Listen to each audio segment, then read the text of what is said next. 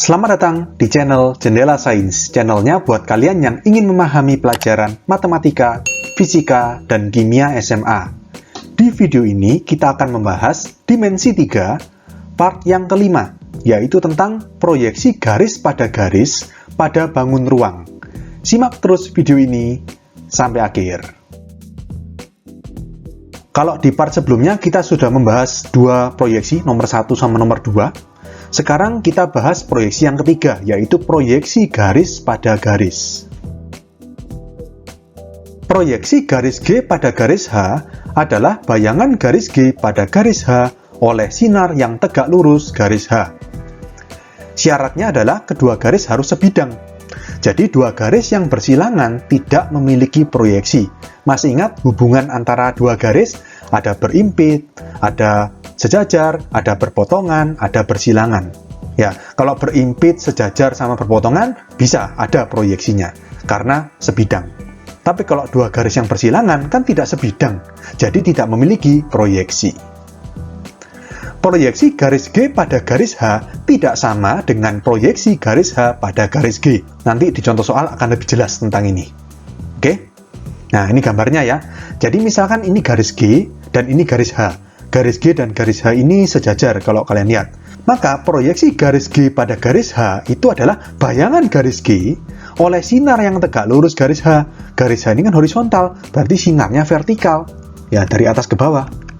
Ya, misalkan garis G seperti disinari oleh lampu, oleh matahari. Ya, maka bayangan garis G adalah G aksen ini. Garis G aksen adalah proyeksi garis G pada garis H. Misalkan seperti ini garisnya miring ya, berarti kan kalau kalian perpanjang ini berpotongan sama garis H. Maka sama, kita buat bayangan garis G pada garis H oleh sinar yang tegak lurus garis H. Jadi sinar lampu atau matahari dari atas gini ya. Maka bayangan garis G adalah garis G aksen ini. Ngerti ya? Kalau misalkan seperti ini, ya sama. Sinarnya tegak lurus kan? Ke bawah seperti ini. Berarti proyeksi garis G pada garis H adalah garis G aksen. Oke, paham ya? Atau lebih mudahnya seperti ini. Tipsnya adalah garis G ini kan terdiri dari dua titik. Misalkan yang ini saya kasih nama titik P dan yang ini titik Q. Maka kita proyeksikan titik masing-masing. Proyeksi titik P terhadap garis H itu apa? Misalkan P aksen, berarti kan P aksen ini. Proyeksi titik Q terhadap garis H, misalkan Q aksen. Q aksen kan ini. Maka garis yang menghubungkan titik P aksen dan Q aksen adalah proyeksi garis PQ terhadap garis H. Ngerti ya? Jadi boleh dimisalkan seperti itu. Oke? Kita langsung ke contoh soal. Pada kubus ABCDEFGH dengan panjang rusuk A di samping, tentukan proyeksi dan hitung panjang proyeksi dari garis AS1 pada garis AB. AS1 itu masih ingat? S1 itu kan titik perpotongan dari diagonal sisinya alas ya. Jadi AC sama BD ini berpotongan di titik S1. Berarti garis AS1 itu yang ini. Ya, kita disuruh menentukan proyeksi dan panjang proyeksi garis AS1 pada garis AB. AS1 di sini, AB di sini. Untuk lebih memudahkan, kita gambar bidang dua dimensinya ya. Jadi bidang alas ini, bidang persegi ABCD, sisi alas kubus ini kita gambar. Berarti ini A, ini B, ini C, ini D. Maka perpotongan AC dan BD itu adalah titik S1. Ya kan? Jadi garis AS1 itu yang ini. Maka proyeksi AS1 pada AB itu gimana? Ingat tadi tipsnya. Jadi AS1 itu A kita proyeksikan, S1 kita proyeksikan ke garis AB. Nanti kita hubungkan. Nah, sekarang gini. Proyeksi titik A pada garis AB itu apa? Masih ingat? Kalau titik terletak pada garis, maka proyeksi titik A pada garis AB ya titik A itu sendiri. Oke? Lalu sekarang S1. S1 ini kan tidak terletak pada garis AB atau terletak di luar garis. Jadi kita buat garis dari S1 yang tegak lurus terhadap garis AB. Berarti kan di sini. Nah, ini ya, ke bawah sini. Berarti kita gambar seperti ini. Berarti ini tengah-tengahnya AB. Kalau kalian masih ingat, ini namanya titik P1. Jadi proyeksi titik S1 pada garis AB adalah titik P1. Dengan demikian, proyeksi garis AS1 terhadap garis AB adalah garis AP1. Ya, jadi kita dapatkan jawabannya. Proyeksinya adalah garis AP1. Lalu panjangnya berapa? Panjang proyeksinya. Kita cari panjangnya AP1 berapa? P1 ini kan tengah-tengahnya AB. AB ini kan rusuknya kubus. Kalau rusuknya kubus itu A, berarti AP1 separuhnya. Iya kan? Berarti kita dapatkan panjang proyeksi adalah setengah A. Oke? Contoh soal berikutnya, pada kubus ABCDEFGH dengan panjang rusuk A di samping, tentukan proyeksi dan hitung panjang proyeksi dari garis AS6 pada garis AC. AS6 itu masih ingat, S6 itu tengah-tengahnya bidang EFGH ya.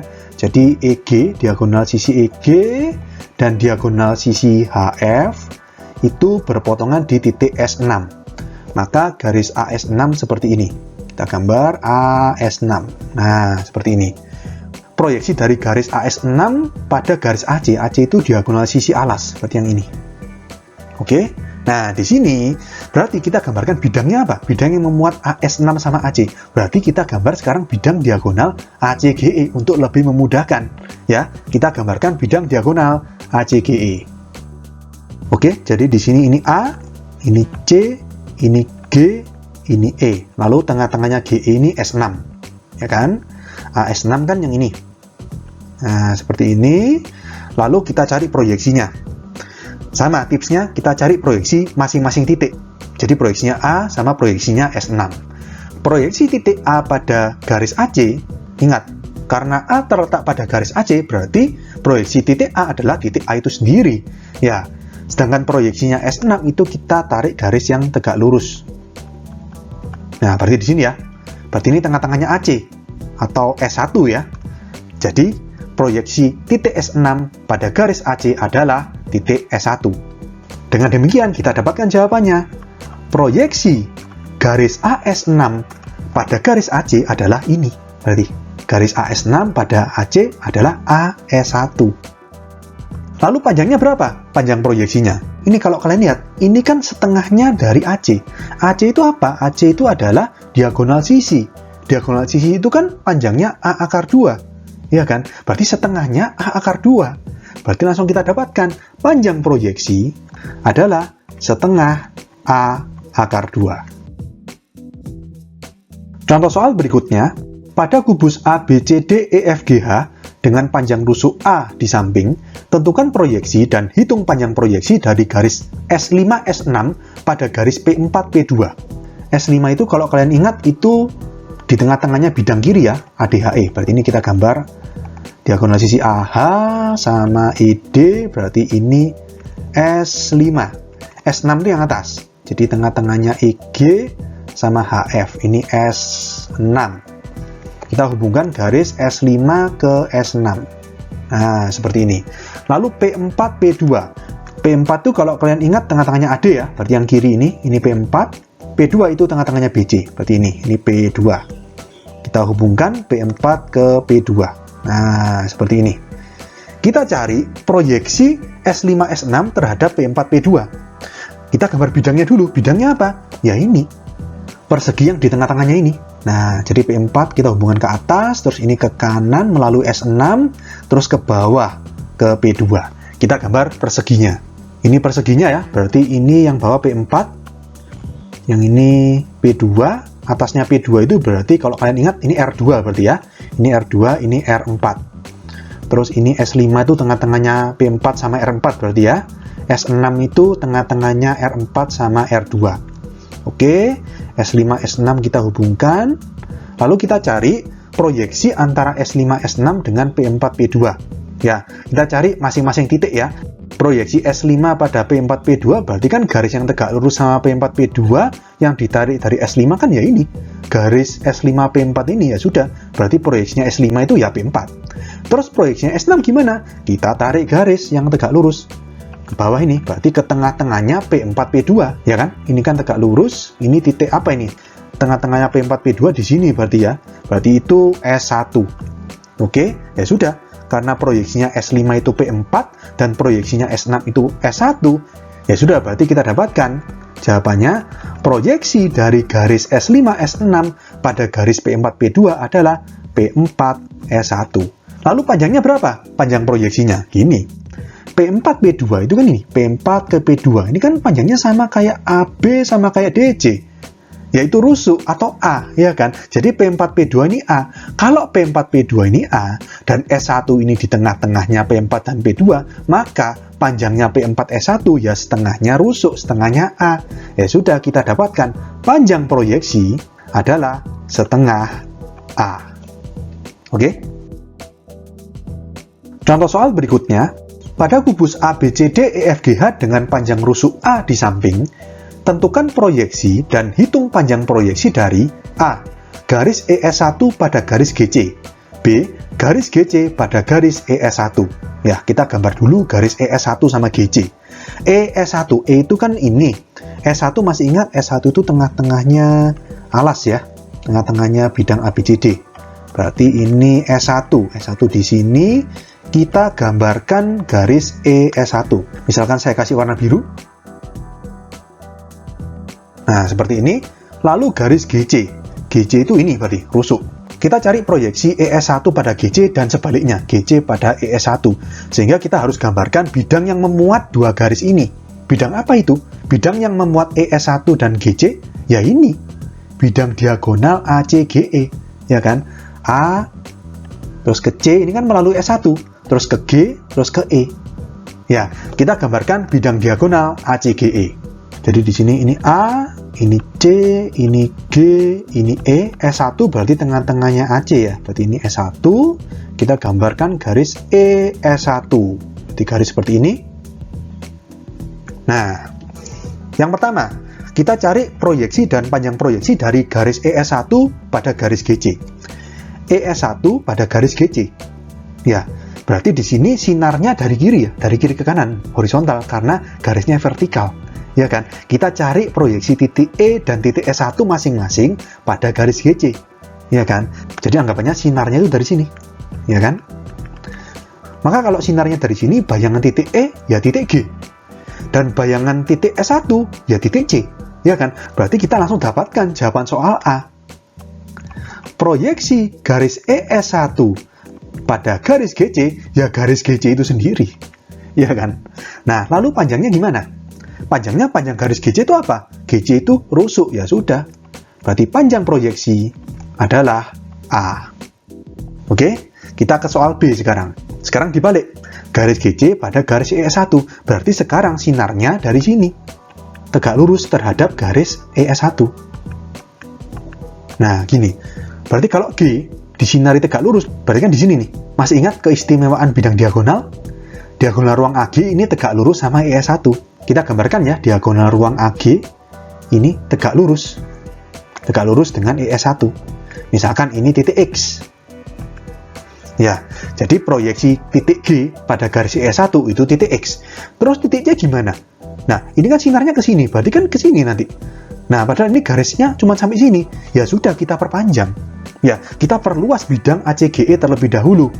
Nah, seperti kita copy gitu ya. Ini A aksen, ini C aksen. Lalu kita perpanjang. Garis ES1 kalau kalian perpanjang lagi, ini sampai di titik C aksen. Berarti sekarang garis ES1 kita perpanjang menjadi EC aksen. Ya, jadi kita buat garis yang tegak lurus EC aksen dari C. Garis apa itu? Ya diagonal ruang lagi, A aksen C. Ya kan? Kita buat lagi di sini A aksen C seperti ini. Ini juga tegak lurus. Ya, tegak lurus misalkan berpotongannya di titik Y. Maka proyeksi titik C pada garis EC aksen atau ES1 itu adalah titik Y. Ya, jadi di sini kita dapatkan, karena tadi proyeksinya titik G itu titik X, dan proyeksinya titik C itu titik Y, berarti proyeksi garis GC pada garis ES1 itu adalah garis XY. Lalu panjangnya gimana? Berapa panjangnya XY? Gini, kita pakai logika. XY ini kalau kalian lihat, ini sepertiganya EC aksen.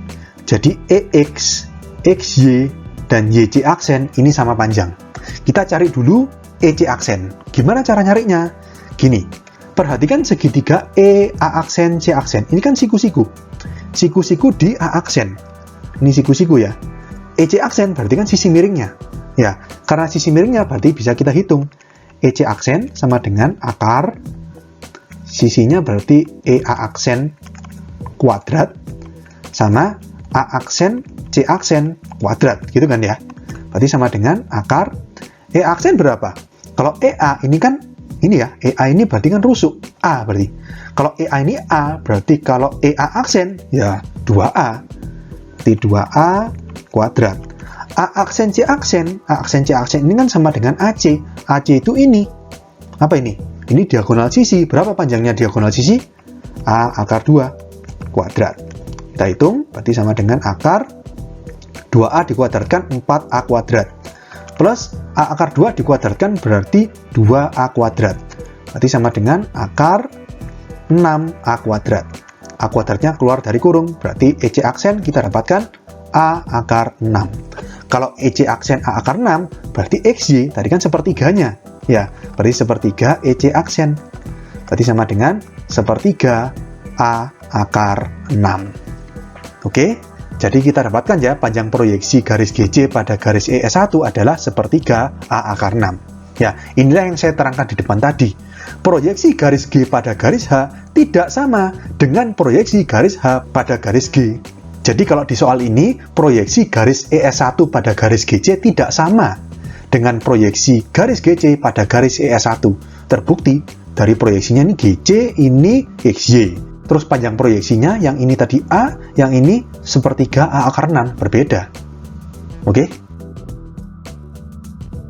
Oke, sekian untuk video kali ini. Untuk melihat playlist lengkap dari bab ini, bisa kalian klik thumbnail yang ada di sebelah kanan atas ini. Jika ada pertanyaan, saran, maupun kritik, bisa kalian tulis di kolom komentar.